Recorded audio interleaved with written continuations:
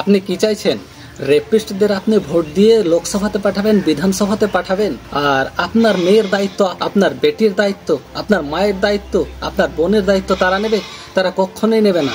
কারণ আপনি রেপিস্টদের জয়ী করে, রেপিস্টদের ভোট দিয়ে আপনি লোকসভাতে, বিধানসভাতে পাঠিয়েছেন। আর তার মধ্যে আছে আমাদের পশ্চিমবাংলা 1 নম্বরে, আপনি জানেন।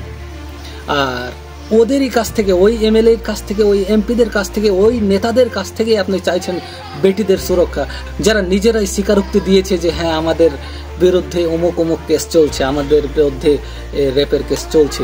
আজকে আমি কেন বলছি? কারণ এডিআর একটা রিপোর্ট বের করেছে, সেখানে 151 জন যারা সংসদে বসে আছে, যারা লোকসভায় বসে আছে, যারা বিধানসভায় বসে আছে, তাদের বিরুদ্ধে রেপ কেস চলছে। তার মধ্যে 135টা আছে এমএলএ এবং 16টা আছে এমপি। আপনি এদের কাছ থেকে কখনোই মেয়েদের, মায়েদের, বোনদের কখনোই সুরক্ষা চেয়ে আপনার লাভ হবে না। কারণ তারাই রেপিস্ট, তারা স্বীকারোক্তি দিয়ে সেখানে পৌঁছেছে।